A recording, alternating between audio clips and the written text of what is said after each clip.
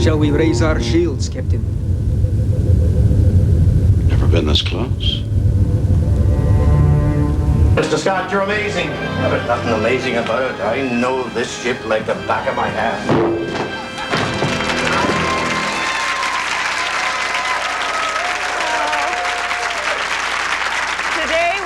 Boldly going where no talk show has gone before as we explore the science fiction of and the scientific basis for unidentified flying objects and alien life. And I'm here with actors Marina Sirtis and Chad Everett. And joining us now are the original Star Trek crewmen, Scotty and Chekhov. Please welcome James Doohan and Walter Koenig.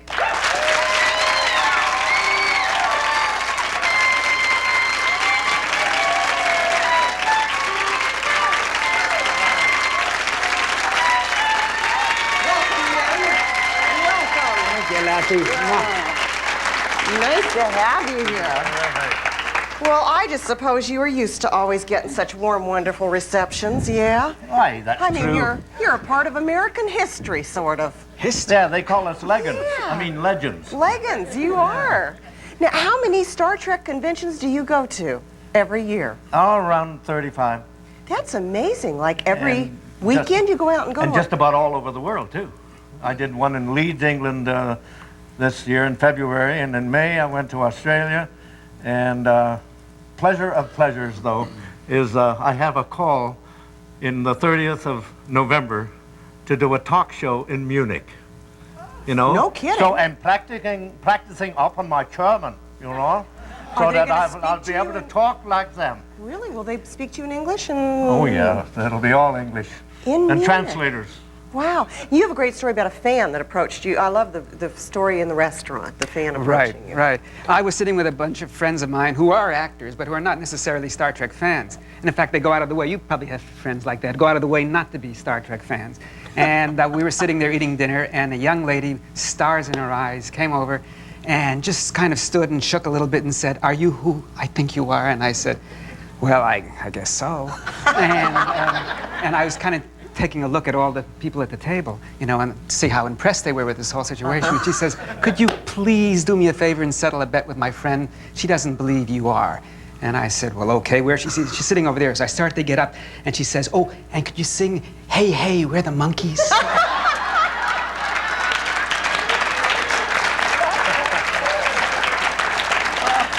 I love it. That's have you often been confused with them? I've been confused with Davy Jones, with the little man who played Tattoo, with Woody Allen in England. Somebody No said, kidding. Yeah.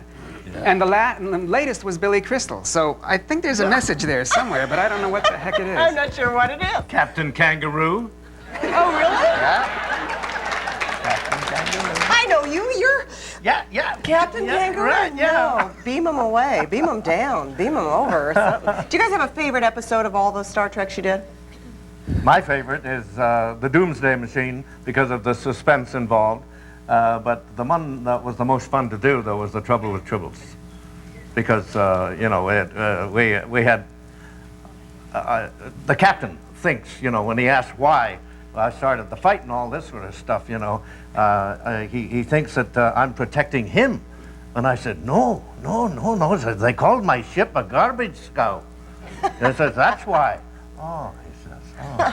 Favorite episode, Walter? Well, my favorite episode is the one in which I star.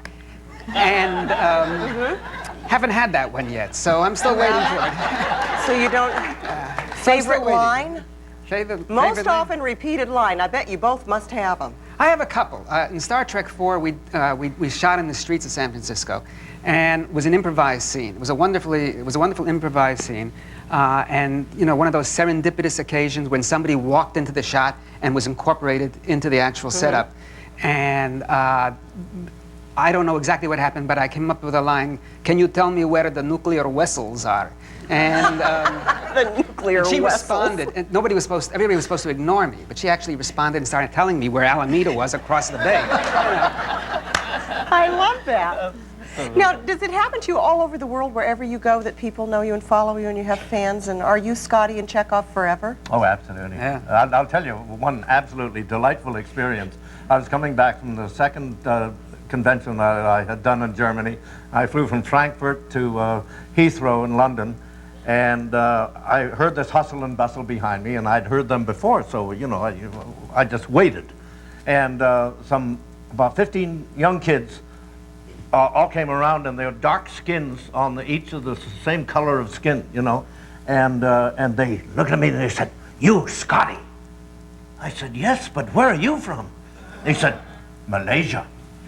Well, they were very proud of that. Very proud of Malaysia. Yeah. But which means, of course, that they probably live near Singapore, because the official language of that part of Malaysia is English. Yes. And so they probably lived there, but they were very proud to be Malaysian also. I was thinking when I met you that you'd really talk like Scotty.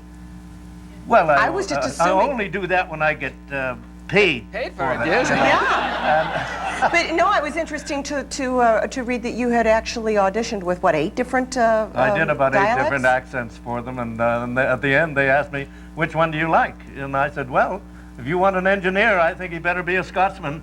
And Gene Roddenberry, rest his soul, said, "Yes." He says, "I think we like that one too." Yeah. So that was the end of that. Now, we talked to these two about the fact that they do believe in aliens. Do you guys believe in life out there somewhere? I believe there's life in outer space, because the same kind of chemistry that falls to our Earth is exactly the same kind of chemistry that we are made of. So you believe in it? Do you believe in aliens, talking Walter? about Do you that believe wood in and aliens? this knee are the same thing. Yeah. Excuse me? I was asking Walter if he believes in aliens. I've had alien encounters, but... You have? Yeah, but they haven't been with extraterrestrials. I mean, my whole relationship with Paramount, is sort of along those lines. I understand. He's such a good writer. He really is, So you guys don't really believe in the aliens hoovering around Earth here and stuff? I would love to believe, as Marina said, that it is possible. That certainly to assume that we are the only organic forms in the universe is a bit presumptuous. However, according to the physics that we know now, it is not. It is not. And I preface it by saying that it is not conceivable that a life form could travel, according to our physics, our laws of physics, could travel that distance in a period of time between different worlds, a period of time where they could still survive. They could still be alive.